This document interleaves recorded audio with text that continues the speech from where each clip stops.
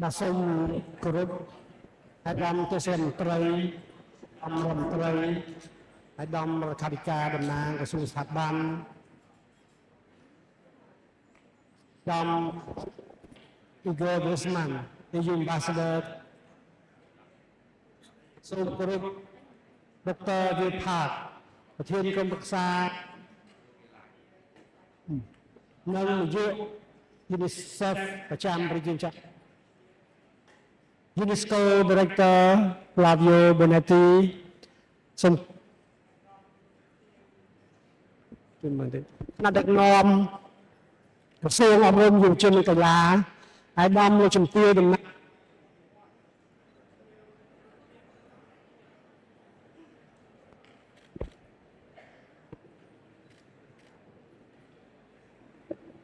លោកស្រីរដ្ឋភូមិអប់រំយុវជននិងកីឡាវិទ្យាល័យខេត្តលោកគ្រូអ្នកគ្រូអង្គសន្និបាតទាំងមូលជាទីរាប់អានតែនេះខ្ញុំមានសេចក្តីរីករាយនិងសូមស្វាគមន៍យ៉ាងកក់ក្ដៅចំពោះវត្តមានអាដាមលោកជំទាវលោកស្រីដែលបានអញ្ជើញចូលរួមក្នុងសន្និបាតមកសរុបការងារអប់រំយុវជននិងកីឡាឆ្នាំសិក្សា2024 2025និងលើកទីដៅឆ្នាំសិក្សា2025 2026ដែលនឹងទៅទៅរយៈពេល3ថ្ងៃចាប់ពីថ្ងៃទី11ដល់13កុម្ភៈ2026ដែលជាឱកាសមួយដ៏ល្អសម្រាប់យើងទាំងអស់គ្នាធ្វើការពិនិត្យឡើងវិញរួមគ្នាស្ដីពីវឌ្ឍនភាពរបស់វិស័យអប់រំយុវជននិងកីឡាដែលសម្ដេចបានក្នុងរយៈពេលមួយទសវត្សរ៍កន្លងទៅនេះនិងលើកទីដៅការងារសម្រាប់ឆ្នាំបន្ទាប់ទៀតសម្រាប់អប់រំមួយឆ្នាំនេះប្រព្រឹត្តទៅតាមវិធានបទទម្លាប់អប់រំថ្មីដើម្បីអភិវឌ្ឍនូវធនមនុស្សប្រកបដោយបរិយាបន្ននិងភាពធន់ក្នុងគោលបំណងបន្តធ្វើបរិវត្តកម្មអប់រំហើយឆ្លើយតបទៅនឹងក្របខ័ណ្ឌគោលនយោបាយរបស់រដ្ឋាភិបាលកម្ពុជាដែលបានដាក់ចេញនៅពេលកន្លងមកដោយក្រសួងបានសម្រិតសម្រាំងខ្លឹមសារនិងជ្រើសរើសយកប្រធានបទសំខាន់ចំនួន5រួមមានទី1ការអភិវឌ្ឍនូវធនមនុស្សប្រកបដោយបរិយាបន្ននិងភាពធន់ទី2ការអភិវឌ្ឍឧត្តមសិក្សាដើម្បីប្រតិកម្មនិងកំណើនសេដ្ឋកិច្ចទី3ការអភិវឌ្ឍយុវជនដើម្បីជាតិនិងប្រជាជនទី4ការអភិវឌ្ឍការរាងកាយនិងកីឡាដើម្បីសុខុមាលភាពនិងកិច្ចការភាពជាតិនិងទី5ផលប៉ះពាល់លើវិស័យអប់រំបណ្ដាលមកពីការជំទាវរបស់កងទ័ពថៃនិងធ្វើការឆ្លើយតបនានានៃវិស័យអប់រំខ្ញុំជំរាបគ្នានេះដែរគោលបំណងសំខាន់នៃសកម្មភាពអប់រំឆ្នាំនេះគឺការបូកសរុបលទ្ធផលកំណែទម្រង់វិស័យអប់រំចាប់តាំងពីឆ្នាំ2013លើគ្រប់ការឋានកំណែទម្រង់ទាំងអស់ព្រមទាំងពិនិត្យយ៉ាងវិញលើសមិទ្ធផលទាំងបរិមាណវិស័យនិងគុណវិស័យដើម្បីដាក់ចេញនូវវិធានការគ្រប់គ្រងដល់ទស្សនៈមួយដែលបានលើកឡើងថាការអប់រំត្រូវតែមានភាពធន់ការអប់រំត្រូវតែបន្តតាមរយៈនយោបាយនិងបរិបទ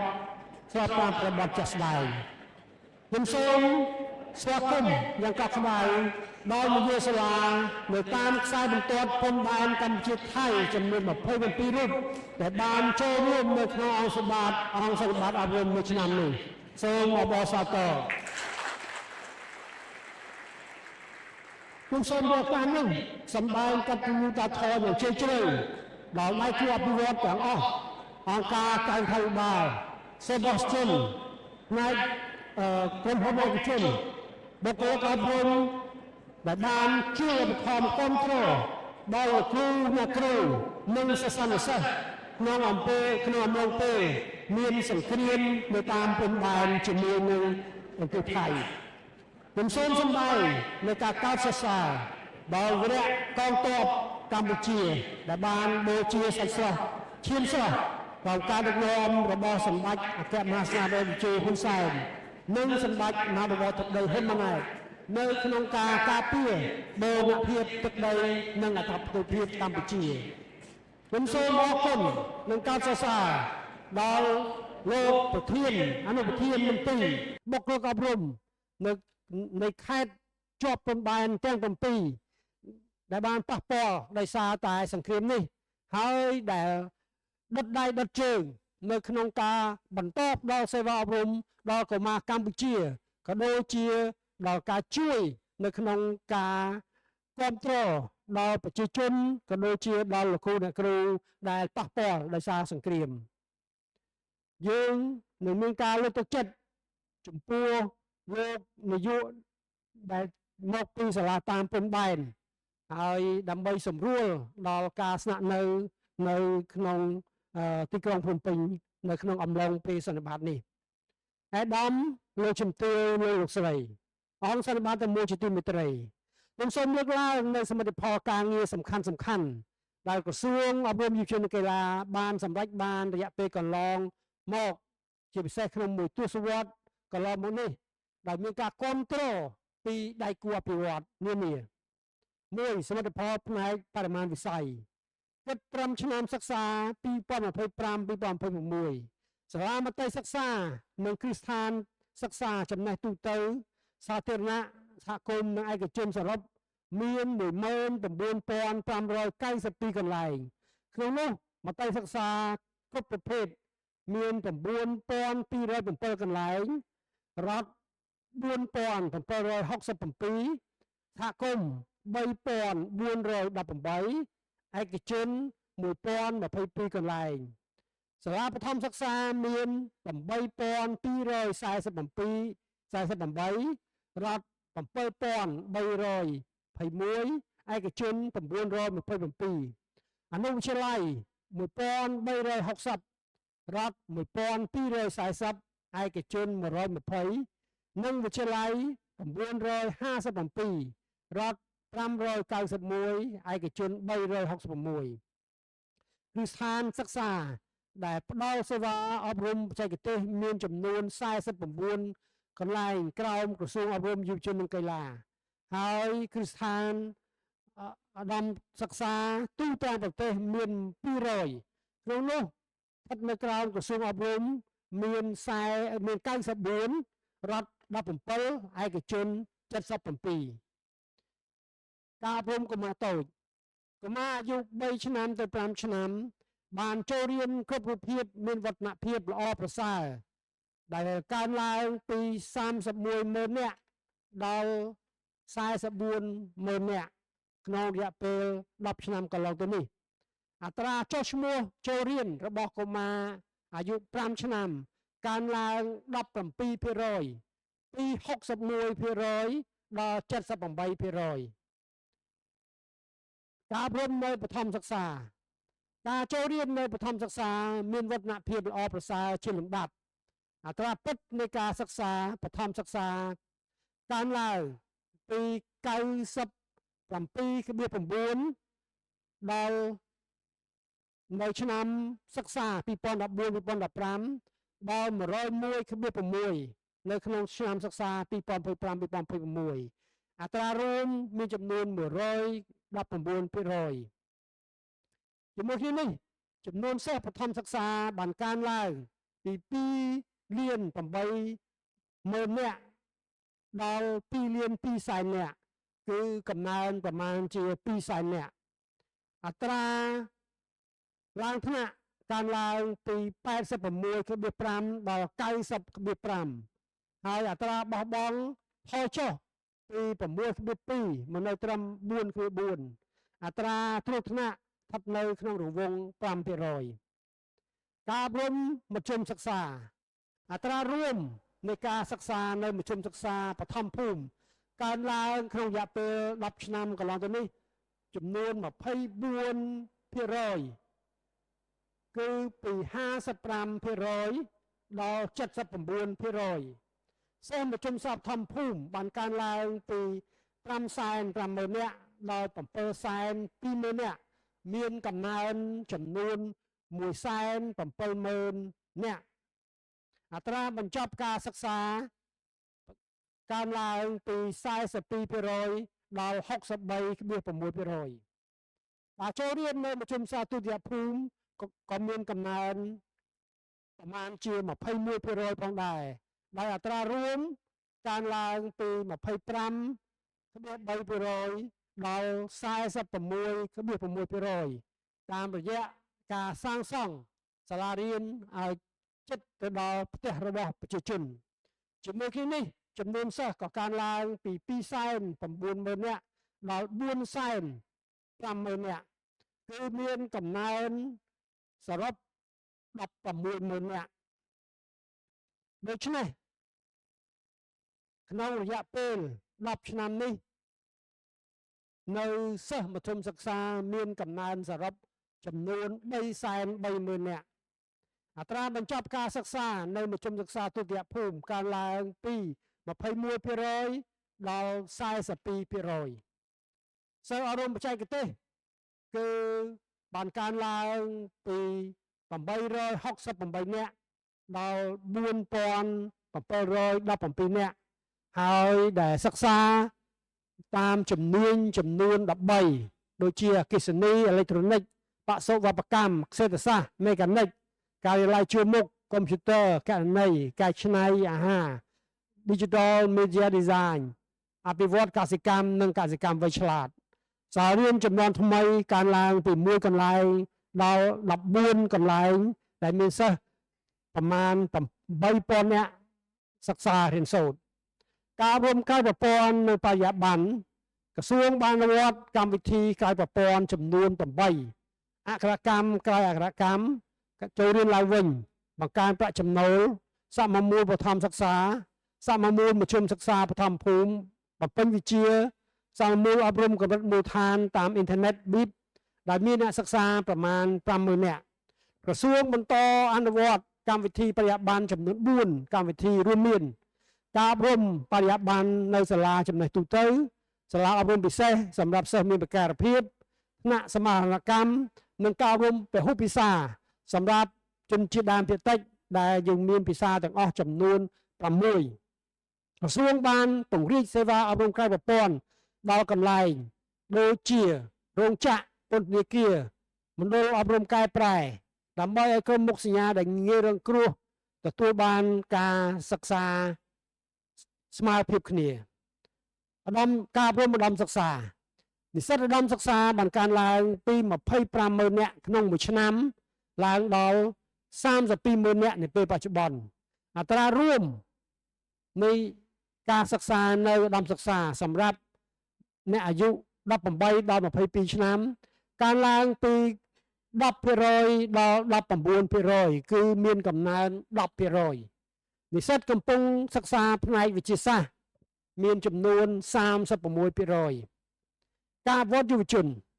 ក្រសួងអនុវត្តកម្មវិធីយុវជនដែលបានបណ្ដុះបណ្ដាលបំណិនសតវត្សទី21ដល់យុវជនរួមមាន1កម្មវិធីបរិស្ថានល្អចាប់ផ្ដើមចេញពីខ្ញុំ2កម្មវិធីកាយរិទ្ធដើម្បីសន្តិភាពនិងការងារសហគមន៍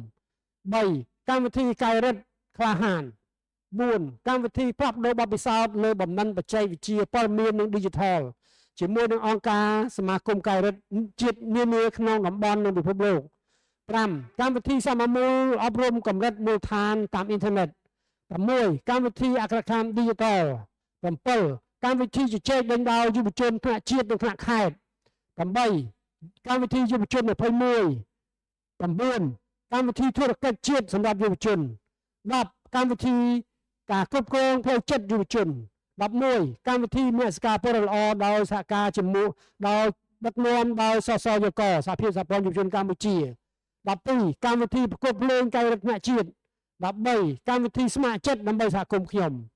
កម្មវិធីទាំងនេះបានជួយលើកកម្ពស់សមត្ថភាពនិងជំនាញដល់យុវជនឲ្យឆ្លើយតបទៅនឹងការវិវត្តសង្គមនិងជំនាញសតវត្សទី21ក្រសួងបានបង្កើតកម្មវិធីជំនាញទន់សម្រាប់យុវជនជាច្រើនតាមរយៈការអនុវត្តកម្មវិធីកែម៉ោងសិក្សាដើម្បីយុវជនមានបំណិនច្នៃប្រឌិតនៅវិនវត្តការគិតបែបស៊ីជម្រៅការដោះស្រាយបញ្ហាការធ្វើសេចក្តីសម្រេចចិត្តការប្រស័យតាក់ទងសាមគ្គីភាពការធ្វើការងារជាក្រុមអក្ខរកម្មព័ត៌មានវិទ្យាអក្ខរកម្មបច្ចេកវិទ្យាព័ត៌មានភាពជាពលរដ្ឋសកលបំណិនជីវិតនិងការងារការទទួលខុសត្រូវផ្ទាល់ខ្លួននៅក្នុងសង្គមរួមមានសមត្ថភាពនិងការយល់ដឹងពីវប្បធម៌ចម្រុះដើម្បីឲ្យឆ្លើយតបទៅនឹងបរិបទឧស្សាហកម្ម 4.0 និងការប្រែប្រួលឈប់ឈររបស់សង្គមដែលយុវជនត្រូវមានបំណិនសតវត្សទី21ការបណ្ដុះបំណិនទុននិងបំណិនបច្ចេកទេសសម្រាប់ការប្រកួតប្រជែងលើទីផ្សារការងារ ក្រសួងបានផ្ដល់ឱកាសដល់យុវជនចូលរួមក្នុងការដឹកនាំការអភិវឌ្ឍសង្គមសេដ្ឋកិច្ចនិងការពាររាល់សមិទ្ធផលរបស់រដ្ឋាភិបាលនិងចូលរួមរបស់យុវជននៅឆាកអន្តរជាតិតាមរយៈការចាត់បញ្ជូនយុវជនចូលរួមក្នុងកម្មវិធីបណ្ដុំដាលការផ្លាស់ប្ដូរវប្បធម៌នៅព្រឹត្តិការណ៍ថ្នាក់តំបន់និងថ្នាក់ជាតិការអប់រំកាយនិងកីឡាក្រសួងបានរៀបចំគោលនយោបាយជាតិស្តីពីការអភិវឌ្ឍវិស័យអប់រំកាយនិងកីឡានិងបានធ្វើកំណែទម្រង់ការងារអប់រំកាយនិងកីឡាដើម្បីលើកកម្ពស់វិស័យអប់រំកាយនិងកីឡាឆ្ពោះទៅដណ្ដើមយកមេដាយឲ្យបានច្រើននិងរៀបចំធ្វើជាម្ចាស់ផ្ទះនៃការប្រកួត SEA Games លើកទី32ឆ្នាំ2023ឲ្យបានល្អនិងលើកកម្ពស់កិត្តិយសជាតិនៅឆាកអន្តរជាតិក្រសួងបានរៀបចំសេចក្តីព្រាងច្បាប់ស្តីពីការគ្រប់គ្រងនៅវិស័យអប់រំកាយនិងកីឡាក្រសួងបានបន្តធ្វើកំណែទម្រង់ចំទិសដៅដើម្បីលើកទឹកចិត្តឲ្យមានការចូលរួមសហការឲ្យគ្រប់ភាគីពាក់ព័ន្ធជាពិសេសបានសហការជាមួយគណៈកម្មការជាតិអូឡ িম্প ិកកម្ពុជាសហព័ន្ធកីឡាជាតិសាកលវិទ្យាល័យផ្នែកឯកជនដែលធ្វើឲ្យវិស័យអប់រំកាយនិងកីឡាបានទទួលក្តីសាទរពីមហាជននិងទទួលបានលទ្ធផលគួរជាទីមោទនៈពីការប្រកួតក្នុងស្រុកក្នុងតំបន់និងក្នុងពិភពលោកជាពិសេសការរៀបចំការប្រកួតកីឡា SEA Games លើកទី32កន្លងទៅប្រកបនឹងអាស៊ានប៉ារ៉ាហ្គេមលើកទី12បានដោយជោគជ័យក្រសួងបានរៀបចំការប្រកួតកីឡាជាតិចំនួន4លើកនិងការប្រកួតកីឡាជាតិជនពិការ2លើកប្រកបដោយជោគជ័យក្រសួងបានសហការរៀបចំការប្រកួតកីឡាជាលក្ខណៈអន្តរជាតិក្នុងប្រទេសនិងហើយទទួលបានមេដាយជាច្រើនគ្រឿងក្រសួងបានបញ្ជូនកីឡាករទៅចូលរួមការប្រកួតកីឡាលក្ខណៈអន្តរជាតិនៅក្រៅប្រទេសហើយកម្ពុជាក៏ទទួលបានមេដាយជាច្រើនគ្រឿងដែរក្រសួងបានអនុវត្តមុខវិជ្ជាអប់រំកាយនិងកីឡាក្នុងម៉ោងសិក្សានិងក្រៅម៉ោងដោយសហការជាមួយនឹងដៃគូពាក់ព័ន្ធជាពិសេសអង្គការ Heart of Gold នៅគ្រឹះស្ថានបឋមសិក្សានិងមធ្យមសិក្សាព្រមទាំងដាក់ចេញសេចក្តីណែនាំស្តីពីគោលការណ៍រៀបចំការប្រកួតកីឡាសិស្សថ្នាក់ជាតិនិងកីឡាប្រកួតសាកលវិទ្យាល័យថ្នាក់ជាតិរៀងរាល់2ឆ្នាំម្ដងក្រសួងបានចងក្រងសៀវភៅគ្រូមុខវិជ្ជាអប់រំកាយមធ្យមសិក្សាទុតិយភូមិថ្នាក់ទី10ដល់ថ្នាក់ទី12ចំនួន15មុខវិជ្ជារងក្រសួងបានជួសជុលកែលម្អនិងថែទាំទីលានកីឡាបាល់ទាត់សាលាតម្រង់ទិស25រាជធានីខេត្តហេដ្ឋារចនាសម្ព័ន្ធនៅពហុកីឡាជាតិអូឡ িম্প ិកនិងនៅវិទ្យាស្ថានជាតិអប់រំកាយនិងកីឡា2សមិទ្ធផលផ្នែកគុណវិស័យ1ការអប់រំបឋមសិក្សាកម្មវិធីរង្វាយតម្លៃលទ្ធផលសិក្សាកម្រិតបឋមសិក្សានៅតំបន់អាស៊ីអាគ្នេយ៍ CPLM លទ្ធផលនៃការធ្វើតេស្តរង្វាយតម្លៃសិក្សាកម្រិតតំបន់2019-2024បានបង្ហាញថាសិស្សកម្ពុជាមានពិន្ទុជាមធ្យមផ្នែកអំណាចបានកើនឡើង6ពិន្ទុនិងពិន្ទុមធ្យមគណិតវិទ្យាកើនឡើង12ពិន្ទុផ្នែកអំណាចសិស្សឆ្នើមបានកើនឡើង11%ពីឆ្នាំ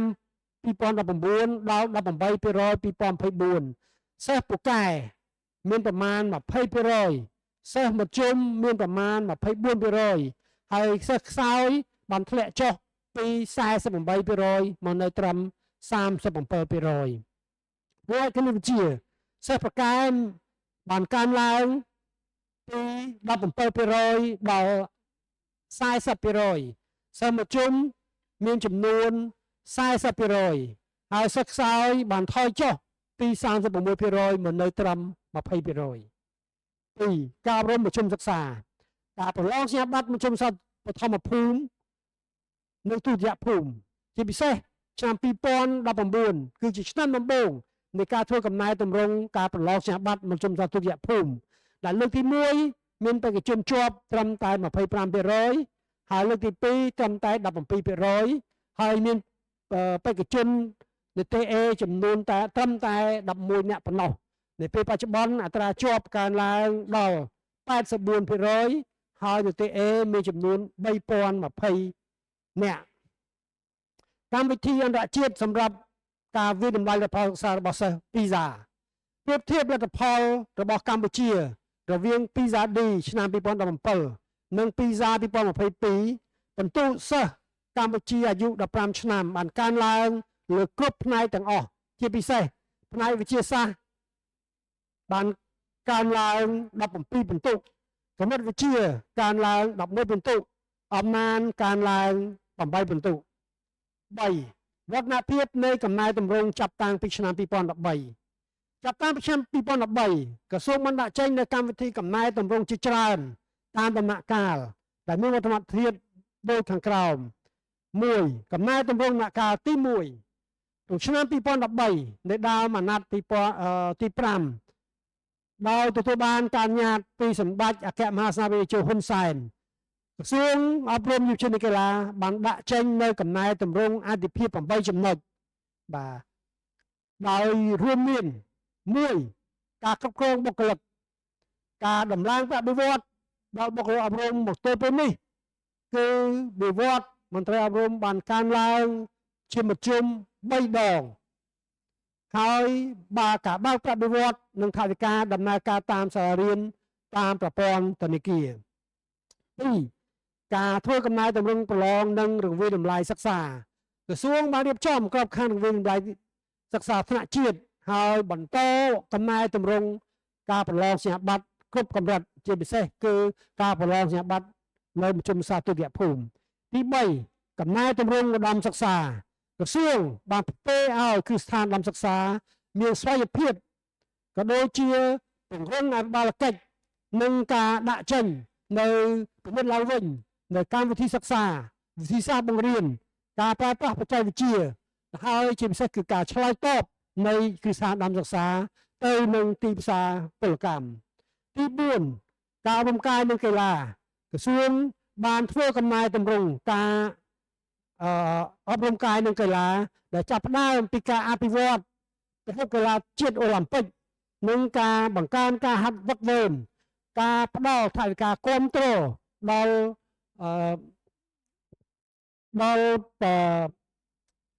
សមាគមកីឡាជាតិផងដែរ5ការកែលម្អប្រសិទ្ធភាពនៃការផ្ដល់សេវាអប់រំក្រសួងបានអនុម័តគោលនយោបាយជាតិនិងផែនការសកម្មភាពជាតិស្ដីពីការគាំពៀនិងអភិវឌ្ឍកុមារតូចដោយផ្ដើមរៀបចំសាលារៀនចំនួនថ្មីនិងពង្រីកបន្ថែមសាលារៀនចំនួនថ្មីឲ្យមានសក្តានុពលបង្កើនអាហារូបករណ៍ដល់សិស្សក្រីក្ររៀបចំជាពិសេសគឺការបង្កើនការផ្ដល់អាហារនៅតាមសាលារៀនដើម្បីឲ្យការអប់រំមានទាំងសមត្ថភាពក៏ដូចទាំងបរិយាបន្នបន្ទាប់មកពីការអនុវត្តកំណែតម្រង់នេះក្រសួងក៏បានដាក់ចេញនៅកំណែតម្រង់ជាសសរស្តម្ភចំនួន5នៅក្នុងឆ្នាំ2015មួយគឺការអនុវត្តផែនការសកម្មភាពគោលនយោបាយគ្រូបង្រៀន2ការធ្វើអធិការកិច្ច3រង្វាយតម្លៃការសិក្សា4ការកែលម្អកម្មវិធីសិក្សា5កំណែតម្រង់ឧត្តមសិក្សា2កំណែតម្រង់ដំណាក់កាលទី2នៅក្នុងដំណាក់កាលទី2កំណែតម្រង់ផ្ដោតពីឆ្នាំ2015ដល់2017ផ្ដោតទៅលើទី1ការគ្រប់គ្រងហិរញ្ញវត្ថុសាធារណៈដោយបង្កើតអង្គភាពថវិកានៅថ្នាក់ជាតិផ្ដល់ឲ្យអង្គភាពថវិកានៅភាពស្វ័យយ័តភាពជាម្ចាស់ការគ្រប់គ្រងដោយប្រើប្រាស់ប្រព័ន្ធព័ត៌មានវិទ្យាការបង្កើនថវិកាដំណើរការសាលារៀនក៏ដូចជាថវិកាដំណើរការការិយាល័យអប់រំយុវជននិងកីឡាក្រុងសុខខណ្ឌការផ្ដល់សម្ភារៈកុំព្យូទ័រជាដើមហើយការបង្កើតអង្គភាពថវិកានេះបានជួយទៅដល់ការពង្រឹងនៅសមត្ថភាពស្ថាប័នក៏ដូចជាសមត្ថភាពរបស់បុគ្គលិកអប់រំផងដែរ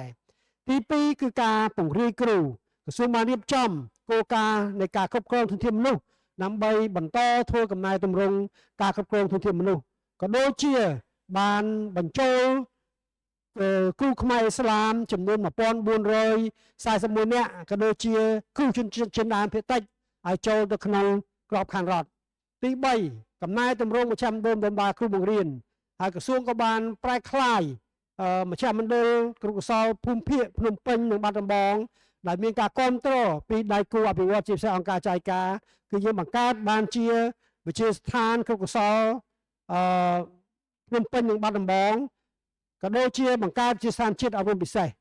ទី4ការលើកកម្ពស់គុណវុឌ្ឍិគ្រូបង្រៀនគឺការ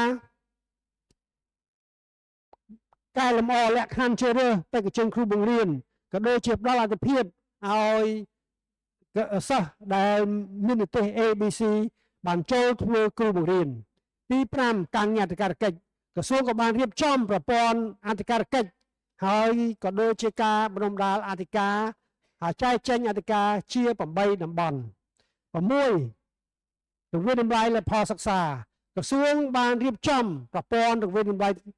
សិក្សាថ្នាក់ជាតិថ្នាក់ទី3ទី6ទី8និងទី11លើមុខវិជ្ជាខ្មែរនៅគណៈវិទ្យាក៏ដូចជាចូលរួមអនុវត្តនៅការធ្វើតេស្តរង្វាន់តម្លៃកម្រិតអន្តរជាតិគឺ PISA D និងកម្រិតតំបន់ទី7ការកំណែតម្រង់ការប្រឡងសញ្ញាបត្រមជ្ឈមសាទុតិយភូមិទី8កំណែតម្រង់កម្មវិធីសិក្សានិងសិភៅគោលសិក្សាដោយពិនិត្យឡើងវិញនៅកម្មវិធីសិក្សានិងសិភៅគោលសិក្សាជាប្រចាំទី9ការសាងសង់អគារសិក្សានិងការជួសជុលអគារសិក្សាក្នុងរយៈពេលកន្លងទៅនេះយើងបានសាងសង់អគារសិក្សាដោយចំណាយថវិកាប្រមាណជា$400 លានដែលបានសិក្សាអគារសិក្សាធំដែលយើងហៅថាអគារសិក្សាស្តង់ដារតេជោដែលនៅពេលបច្ចុប្បន្ននេះអគារសិក្សាដែលសាងសង់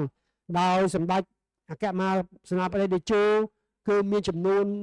ជាង4000អគារសិក្សាទី10ការវិតម្លៃគ្រឹះស្ថានឧត្តមសិក្សាក្រសួងបានរៀបចំឲ្យមានការធ្វើរង្វាន់តម្លៃគ្រឹះស្ថានឧត្តមសិក្សាដើម្បីទទួលស្គាល់គុណភាពអប់រំក្នុងគោលដៅពង្រឹងនៅគុណភាពអប់រំកម្រិតឧត្តមសិក្សា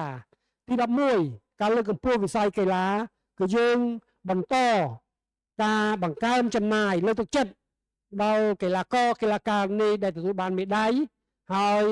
រៀបចំការវឹកហាត់ក្រុមជម្រើសជាតិក៏ដូចជាការធ្វើវិមជ្ឈការថវិកាដល់សហព័ន្ធកីឡាជាតិការបន្តសាងសង់ហេដ្ឋារចនាសម្ព័ន្ធកីឡានៅតាមគ្រឹះស្ថានសិក្សា12ការអនុវត្តផែនការសកម្មភាពគោលនយោបាយយុវជនក្រសួងបានបង្កើតនាយកដ្ឋានសហប្រតិបត្តិការកៃរិតហើយដាក់ដំណើរការមជ្ឈមណ្ឌលព័ត៌មានទីផ្សារនៅតាមខេត្តមួយចំនួនកម្មវិធីសមមូលអប់រំមូលដ្ឋាន BIP សហការជាមួយនឹង UNESCO កម្មវិធីអភិវឌ្ឍសហគ្រាសសហគមន៍កម្មវិធីសហគ្រិនភាពនៅតាមវិទ្យាល័យ13ការអប់រំបច្ចេកទេសក្រសួងបានអនុម័តផែនការគោលនិងផែនការសកម្មភាពស្តីពីការអប់រំបច្ចេកទេសនៅមជ្ឈមសិក្សាទុតិយភូមិកម្មវិធីសិក្សានិងសិភៅគោលលើ5មុខជំនាញព្រមទាំងបង្កើតជាស្ថានបច្ចេកវិទ្យាកំពង់ជទាលនិងកំពង់ស្ពឺ14ការពង្រីកសាលារៀនចំនួនថ្មីគឺយើងបានបន្តពង្រីកសាលារៀនចំនួនថ្មីថែមទៅទៀតពី1ដល់11ហើយនៅពេលបច្ចុប្បន្ននេះគឺឡើងដល់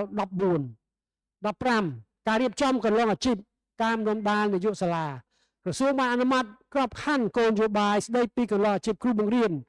និងផែនការសកម្មភាពអនុវត្តគោលនយោបាយស្តីពីការអភិវឌ្ឍវិជ្ជាជាប្រចាំសម្រាប់នយោបាយសាលានិងគ្រូបង្រៀនហើយនៅពេលបច្ចុប្បន្ននេះគឺកន្លងអាជីពគ្រូបង្រៀនក៏ដូចជាការអភិវឌ្ឍវិជ្ជាជាប្រចាំត្រូវបានបញ្ចូលទៅក្នុងសេចក្តីព្រាងបរិយាក្រិតស្តីពីអង្គគ្រូបង្រៀនរួចស្រេចហើយ3.3 កំណែតម្រង់ដំណាក់កាលទី3នៅឆ្នាំ2017ក្រសួងក៏បានដាក់ចេញនៅកំណែតម្រង់ដំណាក់កាលទី3ដោយផ្ដោតទៅលើសាលារៀនចំនួនដោយផ្ដោតទៅលើកំណែតម្រង់សាលារៀនរួមមានសាលារៀនចំនួនថ្មីសាលារៀនគំរូឬសាលារៀនមានប្រសិទ្ធភាពនិងកំណែតម្រង់សាលាគរុកសលជាលទ្ធផលនៅដំណាក់កាលទី3នេះដែលពីឆ្នាំ2017ដល់2022រួមមានការបង្កើតសាលារៀនចំនួនថ្មីបាទចំនួន11កន្លែងបាទពី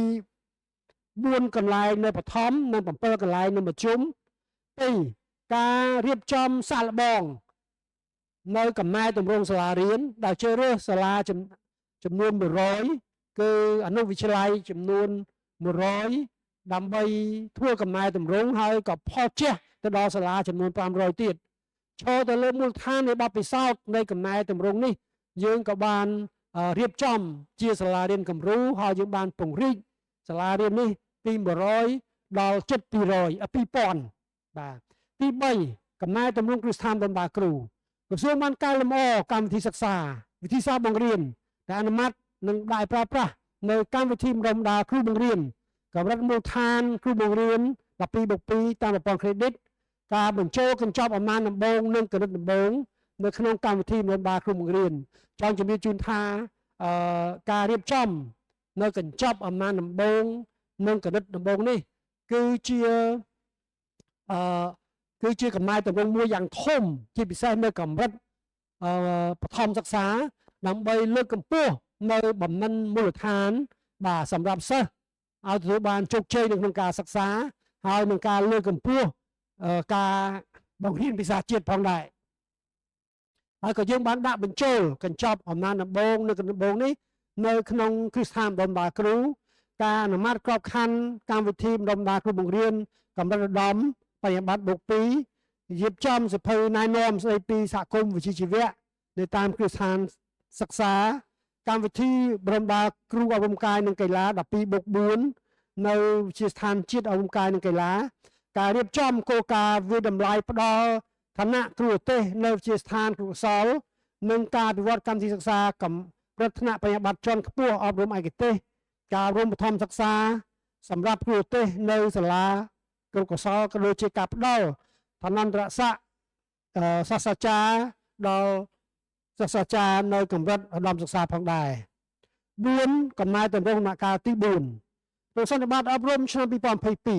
ក្រសួងបានដាក់ចេញនូវវិធានការកំណែតម្រង់អប់រំដំណាក់កាលទី4គឺការកសាងប្រព័ន្ធនិងការអភិវឌ្ឍសមត្ថភាពដោយដាក់អនុវត្តអភិក្រមស្ដីពីការគ្រប់គ្រងផ្ដោតលទ្ធផលឆ្ពោះទៅរកការដោះស្រាយជាលក្ខណៈប្រព័ន្ធនិងបែបអនុវិស័យ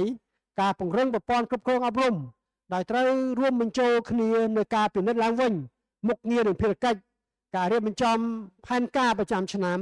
ការអនុវត្តគន្លងអាជីពការអភិវឌ្ឍសមត្ថភាពនិងការពិនិត្យតាមដាននិងវិតម្លៃការពង្រឹងការអនុវត្តកំណែតម្រង់ការគ្រប់គ្រងធនធានមនុស្សដោយត្រូវផ្ដោតលើការបណ្ដុំបណ្ដាលវិជ្ជាជីវៈជាគ្រូបង្រៀនភាពជាអ្នកដឹកនាំនិងគ្រប់គ្រងនិងជាអ្នកស្រាវជ្រាវនិងវិតម្លៃការកែលម្អប្រព័ន្ធលើកទឹកចិត្តការផ្ដល់ឱកាសសម្រាប់ការអភិវឌ្ឍគន្លងអាជីពក៏ដូចជាការទទួលស្គាល់អ្នកជំនាញអប់រំតាមរយៈការលើកកម្ពស់ការប្រឡងប្រណាំងការវិតម្លៃនយោបាយល្អគ្រូល្អគ្រូបង្រៀនភាសាខ្មែរល្អគណិតវិទ្យាថ្នាក់ដំបូងនិងនយោបាយសាលាស្អាតជាដើមដោយប្រើប្រាស់ប្រព័ន្ធវិតម្លៃការបំពេញការងារជាប្រចាំនិងការពង្រឹងប្រព័ន្ធនិងរបៀបផ្លាស់ប្ដូរធ្វើការដោយប្រែក្លាយឲ្យដល់មានវត្តនៃការអនុវត្តគម្រោងនានាមកជាការពង្រឹងប្រព័ន្ធការពង្រឹងសមត្ថភាពស្ថាប័នការពង្រឹងសមត្ថភាពបុគ្គលការរៀបចំគោលនយោបាយនិងគោលការណ៍ណែនាំ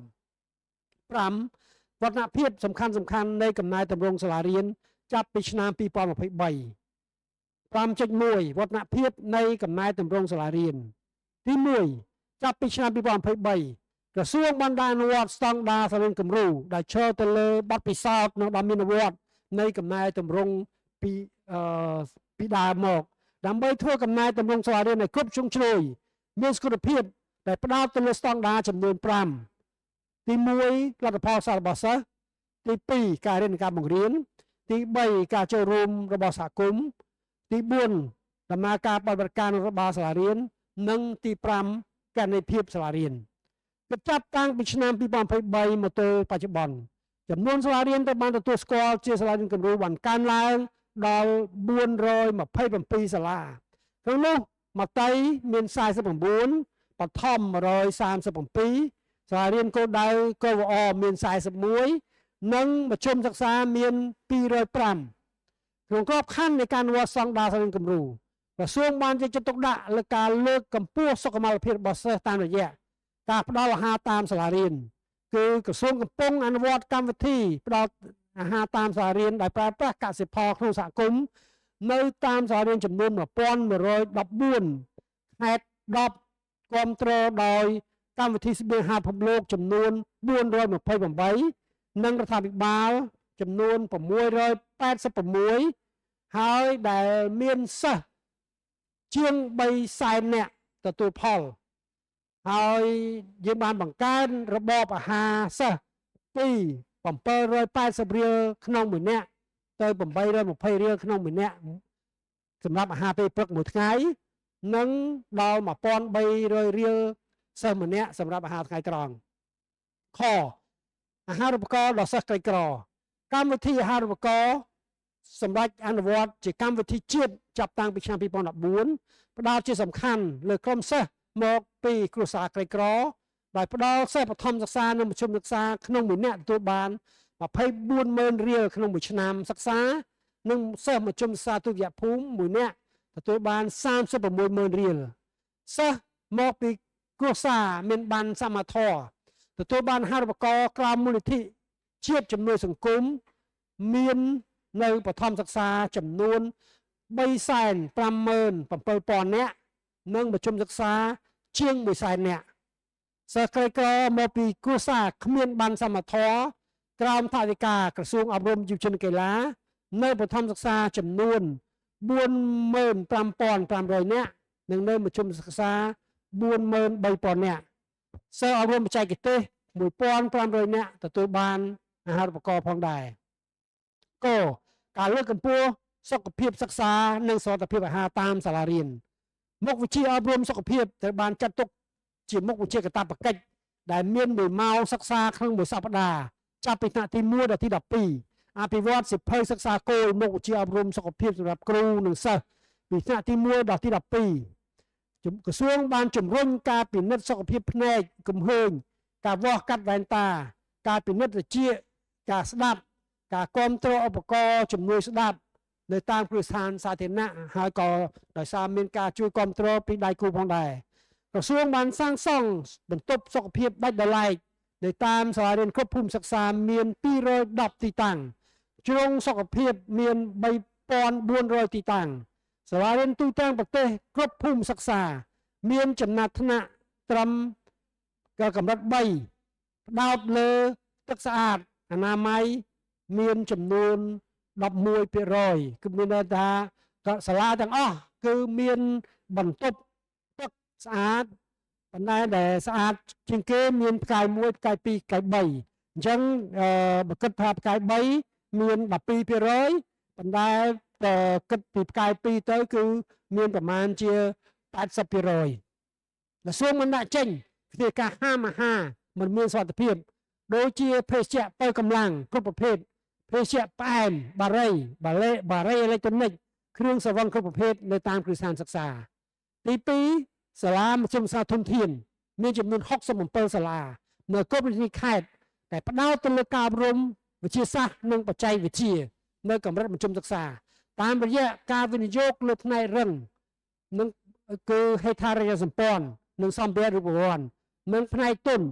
គោលនយោបាយឯកសារគ្រប់គ្រងការវត្តសមត្ថភាពវិទ្យាល័យធនធានបាននឹងកំពុងដើរតួនាទីយ៉ាងសំខាន់នៅក្នុងការអប់រំវិទ្យាសាស្ត្រនិងបច្ចេកវិទ្យាតាមរយៈការអនុវត្តពិសោធន៍វិទ្យាសាស្ត្រក្នុងបន្ទប់វិទ្យាសាស្ត្របន្ទប់ ICT ពហុបំណងបណ្ណាល័យសតវត្សទី21និងការជួយគ្រប់គ្រងដល់វិទ្យាល័យបណ្ដាញជាមជ្ឈមសាលាវិទ្យាល័យធនធានមួយកន្លែងជួយវិទ្យាល័យបណ្ដាញពី3ទៅ6ទីទៅ9សាលាអគារធនធាននៅក្នុងវិទ្យាល័យធនធានជាមជ្ឈមណ្ឌលសម្រាប់សិស្សគ្រូនិងសហគមន៍ធ្វើការរៀបចំផែនការវត្តសាលារៀនការអភិវឌ្ឍវិជ្ជាជីវៈជាប្រចាំរបស់គ្រូការជំរុញគំនិតច្នៃប្រឌិតដូចជាការធ្វើការងារជាគំរូ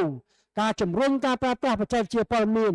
ការតាំងវិព័រស្នាដៃសិស្សការអនុវត្តកម្មវិធីកែម៉ោងសិក្សាកម្មវិធីប្រកួតប្រជែងអំណាចនៅក្នុងវិទ្យាជាដើមជារួមអគារធនធានជាមជ្ឈមណ្ឌលដ៏មានសារៈសំខាន់សម្រាប់បម្រើការគ្រប់គ្រងការដឹកនាំការបង្រៀនបង្រៀនការលើកកម្ពស់គុណភាពអប់រំនៅសាលារៀនជាពិសេសការពង្រឹងការអប់រំវិទ្យាសាស្ត្រនិងបច្ចេកវិទ្យាដើម្បីផ្ដល់ឲ្យសិស្សនៅបំណិនសតវត្សទី21គំនិតច្នៃប្រឌិតការគិតស៊ីជម្រៅនិងការជួយបង្កើតប្រព័ន្ធគ្រប់គ្រងដ៏មានប្រសិទ្ធភាពទី3សាលារៀនចំនួនថ្មីបានកើនឡើងដល់14កន្លែងសាលារៀនចំនួនថ្មីគឺសាលាដែលអនុវត្តនៅកម្មវិធីបង្រៀនតាមបែបទំនើបដែលប្រើប្រាស់គរុកោសល្យទំនើបនិងការប្រើប្រាស់នៅបច្ចេកវិទ្យាព័ត៌មានការរៀនពេញមួយថ្ងៃហើយដែលមានសិស្សមានទាំងនៅកម្រិតបឋមសិក្សាមាន4កន្លែងមានសិស្ស2,400នាក់និងកម្រិតមធ្យមសិក្សាចំនួន10កន្លែងមានសិស្សជាង7,000នាក់ហើយសាលារៀនចំនួនថ្មីអនុវត្តនៅវិធីសាស្ត្របង្រៀនថ្មីគឺការសិក្សាតាមបែបស្ថាបនានិយមការសិក្សាតាមបែបគម្រោងការប្រើប្រាស់បច្ចេកវិទ្យារួមទាំង AI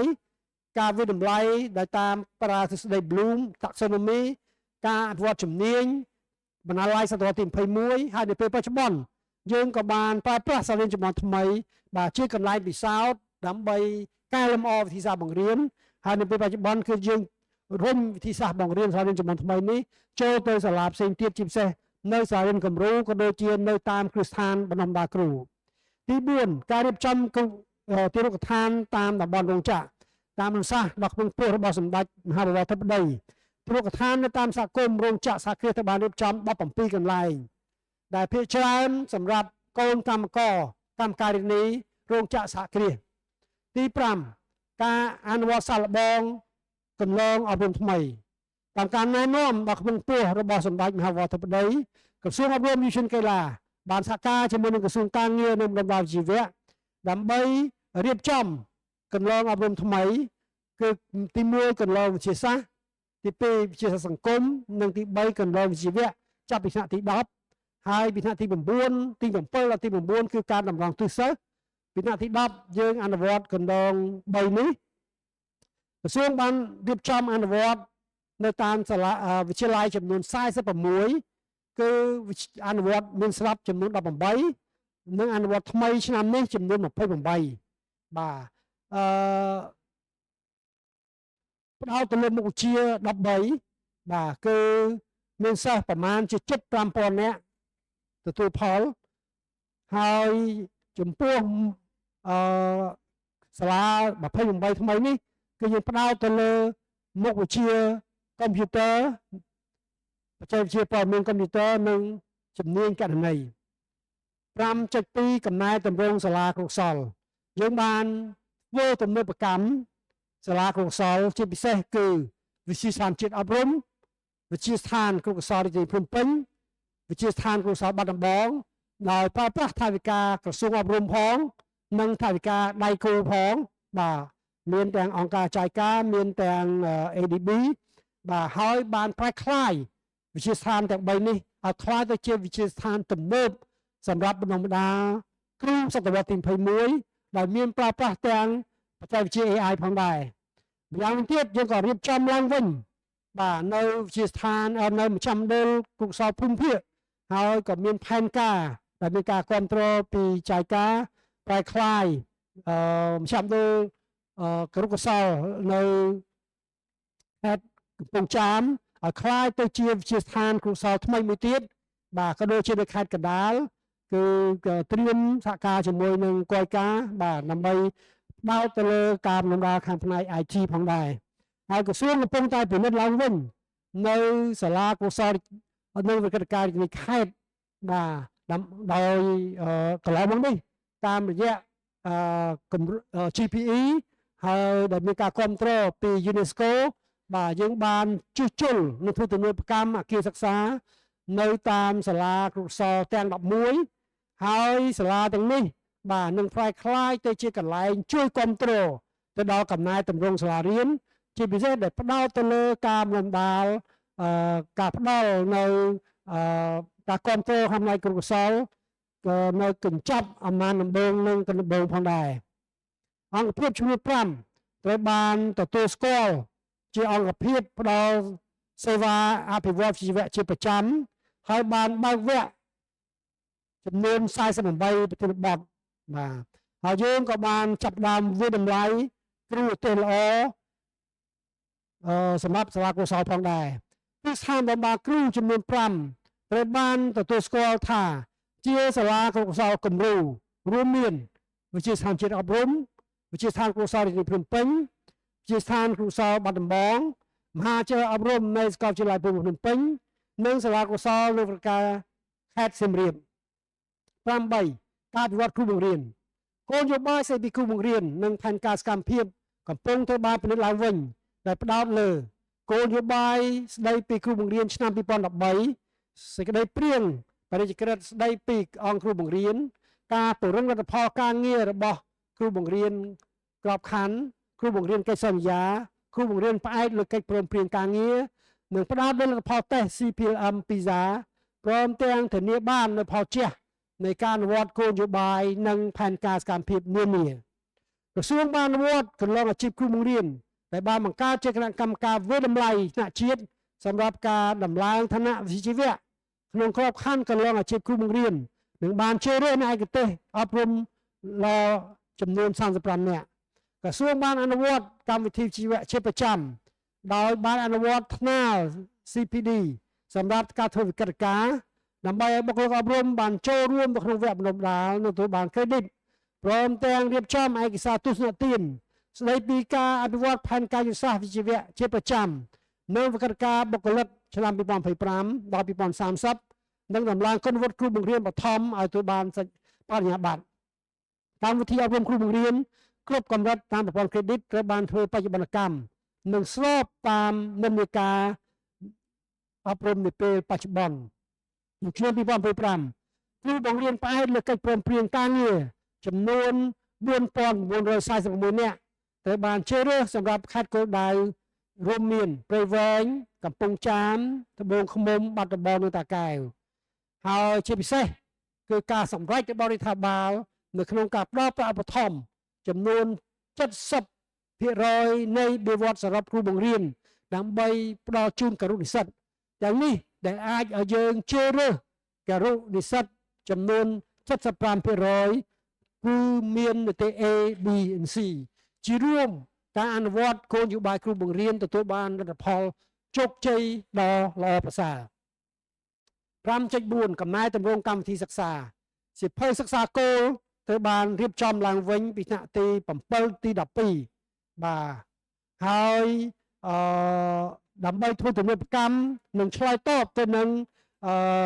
ការធ្វើតេស្តពីសាកម្រិតអន្តរជាតិកម្មវិធីសិក្សានិងសៀវភៅសិក្សាអប់រំបច្ចេកទេសក៏បានរៀបចំផ្ដោតទៅលើជំនាញអន្តរភាពចំនួន5គឺអគ្គិសនីមេកានិកអេឡិចត្រូនិកបច្ចេកវិទ្យាកុំព្យូទ័រការច្នៃអាហារផងដែរក្រសួងបានរៀបចំឯកសារណែនាំបរិបត្តិកម្មវិធីសិក្សា2ម៉ោងបន្ថែមសម្រាប់អនុវត្តនៅបឋមសិក្សាហើយយើងដឹងហើយថាកម្មការដឹកនាំរបស់សម្ដេចមហាវត្តធិបតីគឺយើងបានអនុវត្តនៅការបង្រៀន2ម៉ោងបន្ថែមទៀតនេះនៅសាលាចំនួន166សាលានៅក្នុងខេត្តគោលដៅចំនួន16ក្នុងក្របខ័ណ្ឌកវអ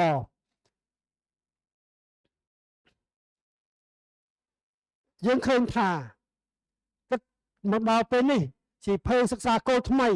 បានដាក់ប្រើប្រាស់ស្ទើរតែគ្រប់កម្រិតថ្នាក់ទៅហើយ5.6 កំណែទម្រង់ឧត្តមសិក្សាក្រោមការបឋមគ្រប់គ្រងហិរញ្ញប្បទានរបស់ធនាគារពិភពលោកគ្រឹះស្ថានឧត្តមសិក្សាគោលដៅបានធ្វើទំនើបកម្មវិធីសិក្សាវិធីសាស្ត្របង្រៀនវិធីសាស្ត្រវិនិយោគផលសិក្សានិងការអនុវត្តក្របខ័ណ្ឌអប់រំនាពេលអនាគតសម្រាប់ការអប់រំផ្អែកលើលទ្ធផលឬក៏ OBE និងផ្ដល់ការបំពេញដល់ក្រុមការងារ OBE ដល់គ្រឹះស្ថានឧត្តមសិក្សាគម្រោងស្រាវជ្រាវចំនួន52ក្នុងគម្រោងស្រាវជ្រាវផ្សារភ្ជាប់តម្រូវការទីផ្សារ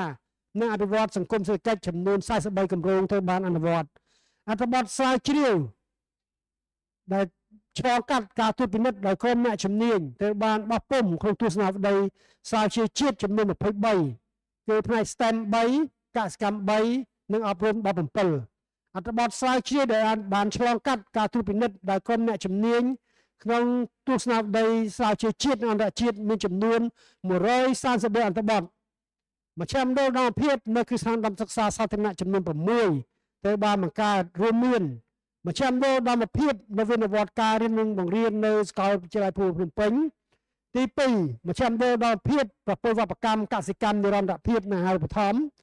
ទី3មជ្ឈមណ្ឌលដំណាភាពវិទ្យាសាស្ត្រជលផលនិងវារីជាតិដើម្បីនិរន្តរភាពនៅភូមិន្ទកសិកម្ម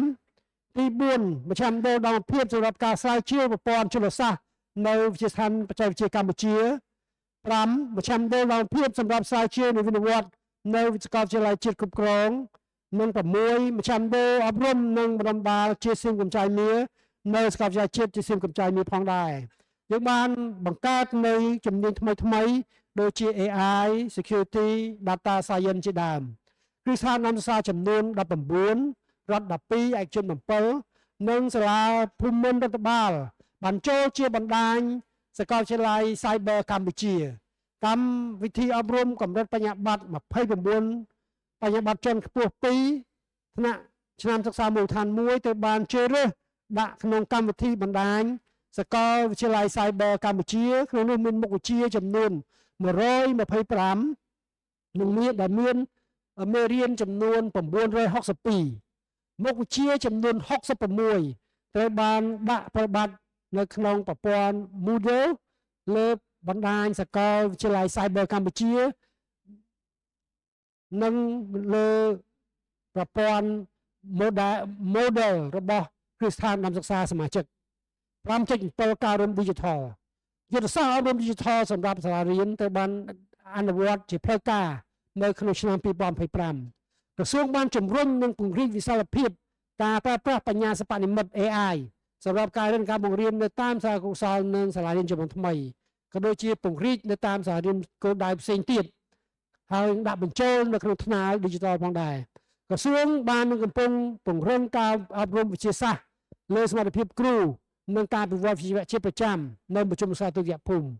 ក្រសួងបានផលិតមាតិកាអប់រំ Digital ថ្មីដើម្បីផ្សព្វផ្សាយលើគេហទំព័រផ្លូវការរបស់ក្រសួងដើម្បីលើកកម្ពស់ប្រសិទ្ធភាពនិងគុណភាពអប់រំ Digital ក្នុងសតវត្សទី21មានមាតិកាវីដេអូរូបភាពនិងអត្ថបទចំនួន250មាតិកាក្រសួងបានរៀបចំនិងដែលប្រើប្រាស់សារ Digital សាលាមួយ gov.kh និងគោលបំណងលើកកម្ពស់ជំរុញការចែករំលែកនិងការប្រើប្រាស់មាតិកា Digital ឲ្យកាន់តែសម្បូរបែបសម្រាប់បម្រើដល់ការរៀនការបង្រៀនដែលមានអ្នកប្រើប្រាស់សរុប100,000នាក់សាលានិម្មិត821សាលាសៀវភៅ5,300ក្បាលនិងវគ្គសិក្សា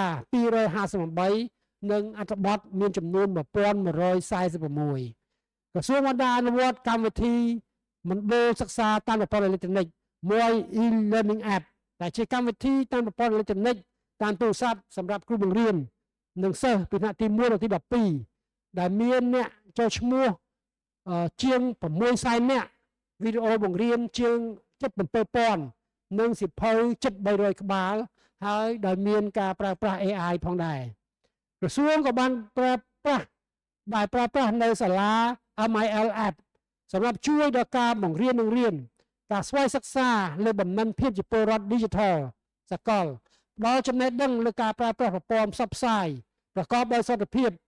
ឆ្លាតនិងទំនួលខុសត្រូវចេះទាញយកប្រយោជន៍រក្សាសុខភាពនិងឯកជនភាពជៀសវាងការឆោបោកកេងប្រវ័ញ្ចផ្សេងៗលើប្រព័ន្ធអនឡាញហើយដែលដាក់បញ្ចូលមេរៀនសម្រាប់សិក្សាចំនួន21មេរៀនក្រសួងបានប្រើប្រាស់ថ្នាលបឋមសិក្សា Primary Learning Platform PLP ដែលផ្ដោតលើអំណាចគណិតវិទ្យាវិទ្យាសាស្ត្រនិងសិក្សាសង្គមសាលាបឋមសិក្សាចំនួន7,367បានបញ្ចូលទិន្នន័យប្រចាំខែក្នុងប្រព័ន្ធដែលមានថ្នាក់រៀនសរុប72,794 ថ្នាក់និងសិស្សប្រមាណ2លាននាក់ដែលបានបង្កើតគណនីបាទរៀនក្រសួងបានប្រើប្រាស់មួយ EdTech App ដែលជាបណ្ដុំសំណួរសម្រាប់ស្វ័យសិក្សាស្តង់ដារជាតិដែលមានប្រមាណ75,000សំណួរចែកចេញជាពីរកម្រិតគឺកម្រិតងាយនិងកម្រិតលំបាកនិងសំណួរគំរូតាមសំណួរស្តង់ដារ PISA ស្តង់ដារអន្តរជាតិបាទពីកម្រិតងាយនិងកម្រិតលំបាកដើម្បីជួយគ្រប់គ្រងដល់ការសិក្សារបស់សិស្សហើយដែលប្រើប្រាស់ AI អញ្ចឹងសិស្សនិងគ្រូអាចសួរទៅ AI ដែល AI ក៏ជួយនៅក្នុងការឆ្លើយក៏ដូចជាជួយនៅក្នុងការបង្រៀនសិស្សផងដែរកម្មវិធី Technovation កម្ពុជាបានផ្ដល់ឱកាសដល់ក្មេងស្រីអភិវឌ្ឍសមត្ថភាពផ្នែកបច្ចេកវិទ្យានិងសហគ្រិនភាពឆ្លើយតបក្នុងសង្គមតាមរយៈការបង្កើតកម្មវិធីទូរស័ព្ទដៃកម្មវិធីអប់រំបង្កើត Game Changers Coalition ដោយសហការជាមួយនឹងដៃគូបានផ្ដោតជាសំខាន់លើការកាត់បន្ថយគម្លាតសមត្ថភាព Digital របស់កុមារីនិងយុវតីកម្ពុជាតាមរយៈភាពច្នៃប្រឌិតភាពប៉ិនប្រសប់និងស្វ័យភាពនៅក្នុងការវិវត្ត Game ដើម្បីដោះស្រាយបញ្ហាក្នុងសហគមន៍ក្រសួងបានសហការជាមួយក្រសួងប្រៃសណីយទូរគមនាគមន៍នៅក្នុងការបង្កើតមជ្ឈមណ្ឌលបច្ចេកវិទ្យាសហគមន៍ចំនួន18នៅតាមសាលារៀននៅខេត្តតាកែវមជ្ឈមណ្ឌលនេះមានគោលបំណងផ្ដល់ការអប់រំបណ្ដាជំនាញ Digital លើកកម្ពស់អក្ខរកម្ម Digital និងកាត់គម្លាត Digital ក្នុងសហគមន៍ 5.8 កំណែតម្រង់កីឡាក្រសួងបានរៀបចំសេចក្តីព្រាងច្បាប់នៃពីការគ្រប់គ្រងអប់រំការនិងកីឡាឲ្យអនុវត្តនិយាមវិតម្លៃសហព័ន្ធកីឡាជាតិការអនុវត្តកម្មវិធីអប់រំកាយក្នុងម៉ោងសិក្សាក្រៅម៉ោងសិក្សានៅតាមគ្រឹះស្ថានសិក្សាក៏ដូចជាការរៀបចំបទបញ្ញត្តិបច្ចេកទេសតាមច្រកអន្តរជាតិដើម្បីចុះឈ្មោះតាមប្រព័ន្ធបច្ចេកវិទ្យាព័ត៌មានផងដែរក្រសួងបានកែលម្អកម្មវិធីសិក្សាលម្អិតសម្រាប់បង្រៀនថ្នាក់បរិញ្ញាបត្រជំនាញចំណងទី4ហើយដើម្បីគ្រប់គ្រងដល់គ្រូអប់រំកាយនិងកីឡាបាតុភូតកីឡាកម្ពុជាទទួលបានមេដាយពីការប្រកួតកីឡាថ្នាក់ជាតិចំនួន614គ្រឿងនៅឆ្នាំ2025ក្នុងនោះមាស190ប្រាក់190សម្រាប់237និងទទួលបានមេដាយពីការប្រកួតអន្តរជាតិនានាជើងឯកពិភពលោក75គ្រឿងជើងឯកអាស៊ី117គ្រឿងជើងឯកអាស៊ីអាគ្នេយ៍54គ្រឿងសរុបការប្រកួតជើងឯកទាំង3ខាងលើគឺបានទទួលមេដាយ246គ្រឿងមាស66ប្រាក់74និងសម្រិត106ការប្រកួតយុវជនអាស៊ីលើកទី3នៅបារ៉ែនទទួលបានមេដាយចំនួន4គ្រឿងក្នុងចំណោមប្រទេស45ប្រទេសគឺយើងបានជាប់ចំណាត់ថ្នាក់លេខ31ក្រសួងបានធ្វើកំណែតម្រង់វិទ្យាស្ថានជាតិអប់រំកាយនិងកីឡាលើផ្នែកហេដ្ឋារចនាសម្ព័ន្ធនិងការគ្រប់គ្រងដែលប្រើប្រាស់ប្រព័ន្ធ Digital តាមការជួយគ្រប់គ្រងពី Heart of Goal ព្រមទាំងអភិវឌ្ឍការបណ្ដាលទំនើបនិងរៀបចំផែនការមេឆ្នាំ2029 5.9 កំណែតម្រង់រដ្ឋបាលសាធារណៈទី1ការពិនិត្យឡើងវិញនៅមុខងាររបស់ក្រសួងនិងអនុវត្តអនុក្រឹត្យថ្មីគឺយើងបានរៀបចំឡើងវិញនៅរដ្ឋបាលសម្ព័ន្ធរបស់ក្រសួងហើយក៏បាននឹងកំពុងរៀបចំឡើងវិញនៅទូរទស្សន៍ក៏ដូចជាភារកិច្ចមុខងារស្នូលមុខងាររងផងដែរទី2គឺការរៀបចំសេចក្តីព្រាងអនុក្រឹត្យស្តីពីអង្គគ្រូបង្រៀនសេចក្តីព្រាងចុងក្រោយបានរៀបចំរួចរាល់នឹងត្រូវដាក់អនុវត្តនៅដល់ឆ្នាំ2027ខាងមុខនេះក្រសួងត្រូវរៀបចំលិខិតបទដ្ឋានគតិយុត្តមួយចំនួនតាមការចង្អុលបង្ហាញនៃសេចក្តីព្រាងពាណិជ្ជកិច្ចស្តីពីអង្គគ្រូបង្រៀនរួមមានស្តីព្រាងអនុក្រឹត្យស្តីពីការពិពណ៌នាមុខតំណែងគុណវុឌ្ឍិប្រាក់អំណាចមុខងារអធិការអប់រំកម្លាំងអាជីពគ្រូបង្រៀននិងសេចក្តីព្រាងប្រកាសស្តីពីការកំណត់ចំនួន credit សម្រាប់ការអភិវឌ្ឍសមត្ថភាពមុខតំណែងជីវៈនិងមុខតំណែងគ្រប់គ្រងទី3ការសិក្សានិងការកំណត់ឡើងវិញនៅតំបន់នៅសាលាជួបការលំបាកបាទដើម្បីជួយគ្រប់គ្រងសាលាជួបការលំបាកបាទទី4ការជ្រើសរើសមន្ត្រីផ្អែកលើកិច្ចព្រមព្រៀងការងារក្រសួងបានសហការជាមួយនឹងក្រសួងមុខងារសាធារណៈជ្រើសរើសគ្រូបង្រៀនផ្អែកលើកិច្ចព្រមព្រៀងការងារបម្រើការនៅគ្រឹះស្ថានបឋមសិក្សាដើម្បីជំនួសគ្រូបង្រៀនពីថ្នាក់ពីពេលគ្រូបង្រៀនថ្នាក់គួបនិងគ្រូបង្រៀនកិច្ចសន្យាប្រភេទទី2នៅក្នុងខេត្តចំនួន5គឺព្រៃវែងតាកែវកំពង់ចាមបាត់ដំបងនិងត្បូងឃ្មុំហើយដោយបានជ្រើសរើសគ្រូបង្រៀនផ្អែកលើកិច្ចព្រមព្រៀងបានចំនួន5134នាក់ព្រមទាំងផ្ដល់ការបណ្ដុំបណ្ដាលនៅគ្រឹះស្ថានបណ្ដាគ្រូនិងទទួលបានប្រាក់បៀវត្សចំនួន1.5 សែនក្នុងមួយខែទី5ការគ្រប់គ្រងគ្រូបង្រៀនជាប់កិច្ចសន្យាក្រសួងបានរៀបចំសេចក្តីព្រាងសាលាចរស្តីពីការជ្រើសរើសនិងការគ្រប់គ្រងគ្រូបង្រៀនជាប់កិច្ចសន្យាចំណេះទូទៅក្នុងការអនុវត្តអន្តរការក្រសួងមុខងារសាធារណៈបានឯកភាពជាគោលការណ៍ចំពោះគ្រូបង្រៀនជាប់កិច្ចសន្យាចំណេះទូទៅគឺជ្រើសរើសឲ្យបានត្រឹមត្រូវតាមនីតិវិធីសុពលភាព2ឆ្នាំម្ដងជាស្វ័យប្រវត្តិហើយក្នុងករណីគណៈគ្រប់គ្រងពិនិត្យឃើញថាមានរយៈបទសិលធម៌វិន័យល្អមានគុណភាពនៃការបង្រៀននិងកំពុងបម្រើការងារនៅឆ្នាំសិក្សាកន្លងមកក្រសួងពុំចាំបាច់ប្រើទឹកតការប្រើប្រាស់គ្រូជាប់កិច្ចសន្យាចំណេះទូទៅដែលមានស្រាប់ឡើយទី6ការអនុវត្តប្រព័ន្ធលើកទឹកចិត្ត ក្រសួងមាសនាសូមអនុវត្តគម្រោងកែលម្អប្រព័ន្ធលើកទឹកចិត្តគ្រប់គ្រងសមាជកម្មក្នុងរដ្ឋបាលសាធារណៈចំនួន2ដែលក្នុងនោះគឺគម្រោងទី1គឺការលើកកម្ពស់អបាលកិច្ចនិងការអប់រំបឋមសិក្សានិងគម្រោងទី2គឺការពង្រឹងការរៀបចំគោលនយោបាយនិងផែនការផ្អែកលើទិន្នន័យជាក់ស្ដែងរបស់សាលារៀនឆ្ពោះទៅសម្រេចគោលដៅឆ្នាំ2030ទី7ការតែងតាំងនាយកគ្រឹះស្ថានមត្តេយ្យនិងបឋមសិក្សារដ្ឋាភិបាលបានអនុម័តលើអនុក្រឹត្យលេខ1ចុះថ្ងៃទី6មករា2025ស្ដីពីគោលការណ៍និងនីតិវិធីនៃការតែងតាំងការផ្លាស់ប្ដូរនិងការបញ្ចប់មុខតំណែងនាយកនៃគ្រឹះស្ថានមត្តេយ្យសិក្សាសាធារណៈនិងបឋមសិក្សាសាធារណៈក្រសួងក៏បានរៀបចំប្រកាសអន្តរក្រសួងស្ដីពីគោលការណ៍និងនីតិវិធីនៃការតែងតាំងការផ្លាស់ប្ដូរនិងការបញ្ចប់មុខតំណែងនាយករងនៃគ្រឹះស្ថានមត្តេយ្យសាធារណៈនិងបឋមសិក្សាសាធារណៈនឹងបានរៀបចំសេចក្តីព្រាងសម្រាប់គ្រឹះស្ថានប្រជុំសិក្សាផងដែរទី8ការគ្រប់គ្រងវត្តមានមន្ត្រីរាជការនិងមន្ត្រីជាប់កិច្ចសន្យាទី9គឺការរៀបចំជំរឿនមន្ត្រីរាជការជាក់ស្ដែងនៅក្នុងរចនាសម្ព័ន្ធក្រសួងអប់រំវិទ្យាកីឡា 5.10 គឺការអនុវត្តកំណែទម្រង់វិមាជការនិងវិសាមាជការក្រសួងបានអភិវឌ្ឍសមត្ថភាពដល់បុគ្គលិកអប់រំនៅមន្ទីរអប់រំវិទ្យាកីឡាស្ដីពីគណៈគ្រប់គ្រងសាលារៀនស្ដីពី1ការគ្រប់គ្រងនិងការពង្រឹងការអនុវត្តមុខងារវិស័យអប់រំយុវជនកីឡា2ការគ្រប់គ្រងការអនុវត្តគោលការណ៍អបាលកិច្ចសាលារៀនទី3ក្រមសីលធម៌វិជ្ជាគ្រូបង្រៀនទី4ការអនុវត្តគម្រោងគ្រប់គ្រងលើកកម្ពស់រដ្ឋបាលក្រុងសុខខណ្ឌនៅក្នុងការអនុវត្តមុខងារ 5.11 គឺការអនុវត្តកំណែទម្រង់ការគ្រប់គ្រងរ៉ែងវត្ថុសាធារណៈបាទទី1គឺស្ថានភាពថវិកាអប់រំយើងឃើញថាថវិកាវិស័យអប់រំឆ្នាំ2025គឺកើនឡើងដល់4512,000 លានរៀលបាទថវិការដ្ឋស្មើនឹង 91% នៃថវិកាសរុបនិងថវិកាដៃគូក៏មានចំនួន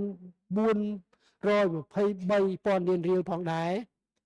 ថវិកាអប់រំ2025នេះស្មើនឹង 2% នៃ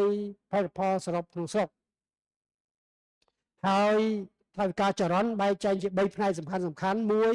រដ្ឋបាលកណ្ដាល 15% មន្ទីរអប់រំ 39% និងមុខងារទៅថ្នាក់ក្រោមជាតិគឺ 46% ទី2ការផ្ទេរថវិការដ្ឋបាលក្រុងសុខខណ្ឌចាប់ពី2024មកក្រសួងក៏បានផ្ទេរថវិកាមុខងារក្នុងការគ្រប់គ្រងកុមារតូចបឋមសិក្សានិងការអប់រំក្រៅប្រព័ន្ធបាទទៅដល់រដ្ឋបាលក្រុងសុខខណ្ឌផងដែរហើយយើងផ្ទេរថវិកា 46% នៃថវិកាចរន្តទៅក្រោមជាតិទី3ការរៀបចំអង្គភាពថវិកាគឺយើងបានរៀបចំអង្គភាពថវិកាគឺមានន័យថាការគ្រប់គ្រងថវិកានៅក្នុងវិស័យអប់រំគឺមានលក្ខណៈវិមាជការទៅតាមអង្គភាពបាទអង្គភាពថវិកានីមួយៗគឺមានថវិកាផ្ទាល់ខ្លួនរបស់ខ្លួនដើម្បីអនុវត្តដើម្បីធានាបាននៅស្វ័យភា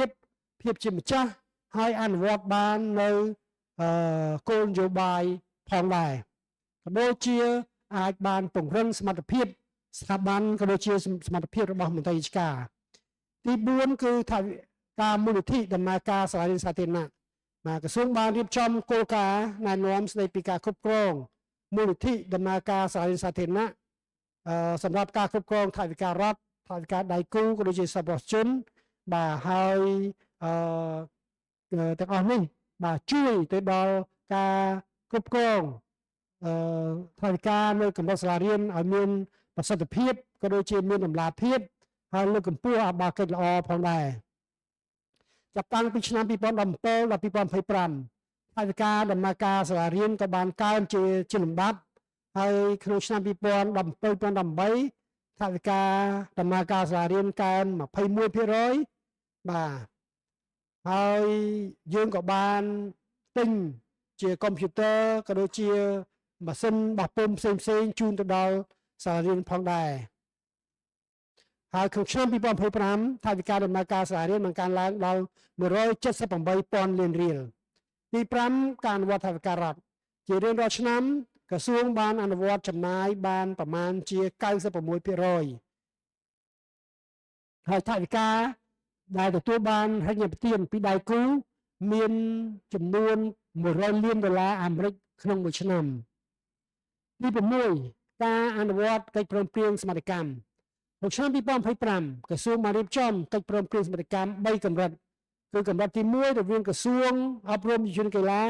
និងក្រសួងសេដ្ឋកិច្ចហិរញ្ញវត្ថុដែលមានសុចនិកចំនួន11កម្រិតទី2រវាងក្រសួងជាមួយនឹងប្រធានកម្មវិធីទាំង5មាន11សុចនិកនិងកម្រិតទី3រវាងប្រធានកម្មវិធីជាមួយនឹងអនុកម្មវិធីមាន109សុចនិកទី7ការដាក់ឲ្យប្រើប្រាស់ជាផ្លូវការនៅប្រព័ន្ធគ្រប់គ្រងហិរញ្ញវត្ថុក្រសួងអប់រំយុវជននិងកីឡា EFMS ការដាក់អនុវត្តនេះគឺមានគោលដៅដើម្បីផ្សារភ្ជាប់មានការផ្ទេរហិរញ្ញវត្ថុមានលក្ខខណ្ឌសម្រាប់អនុវត្តការងារគ្រប់គ្រងកម្មាតូចការរួមបឋមសិក្សានិងការរួមក្រៅប្រព័ន្ធក៏ដូចជាសម្រាប់ការគ្រប់គ្រងរដ្ឋបាលក្នុងការអនុវត្តមុខងារអប់រំនៅរដ្ឋបាលក្រុងសុខខណ្ឌហើយដំលោកជំទាវអសន្និបាតទាំងមូលជាទីមេត្រីខ្ញុំជឿជាក់ថាសន្និបាតរយៈពេល3ថ្ងៃនេះនឹងប្រែក្លាយអត្ថប្រយោជន៍ការងារដោយបានរៀបរាប់ខាងលើទៅជាផែនការសកម្មភាពជាក់លាក់និងកំណត់សុចនាករសកម្មច្បាស់លាស់សម្រាប់ការអនុវត្តនិងការពិនិត្យតាមដានប្រកបដោយប្រសិទ្ធភាពនិងប្រសិទ្ធផលខ្ញុំសូមលើកទឹកចិត្តអាដាមលោកជំទាវលោកស្រីធ្វើការពិភាក្សាប្រាប់មេយោបល់ព្រមទាំងចែកម្លែកបទពិសោធន៍និងដំណើរវត្តទៅវិញទៅមកដើម្បីរកវិធានការសម្រាប់អនុវត្តក្នុងឆ្នាំខាងមុខឲ្យកាន់តែមានប្រសិទ្ធភាពនិងប្រសិទ្ធផលដែលសម្ដៅឆ្លើយតបទៅនឹងសំណពរថ្មីនៃការអភិវឌ្ឍវិស័យអប់រំយុវជននិងកីឡាខ្ញុំមានការជឿជាក់យ៉ាងមុតមមថាអង្គសន្និបាត3ថ្ងៃនេះនៅដំណើរការដោយរលូននិងទទួលបានផ្លែផ្កាតាមការរំពឹងទុកជាទីបញ្ចប់តាមនាមក្រសួងអប់រំយុវជនកីឡាខ្ញុំសូមថ្លែងអំណរគុណដល់ដៃគូអភិវឌ្ឍទាំងអស់ដែលបានជួយគាំទ្រវិស័យអប់រំដល់អាដាមជំនាញខាងរដំក៏ដូចជាបុគ្គលិកអប់រំទាំងអស់ដែលបានខិតខំប្រឹងប្រែងនៅក្នុងការផ្តល់សេវាអប់រំដល់សិស្សកម្ពុជាហើយក៏សូមអរគុណអាដាមលោកជំទាវលោកស្រីចំពោះវត្តមាននៅទីនេះហើយសូមជូនពរសូមមានសុខភាពល្អនិងទទួលបានជោគជ័យខ្ញុំសូមប្រកាសបើកសន្និបាតបូកសរុបការងារអប់រំយុវជនកីឡាឆ្នាំសិក្សា2024និង2025និងលើកទិសដៅឆ្នាំសិក្សា2025-2026ចាប់ពីពេលនេះតទៅសូមអរគុណ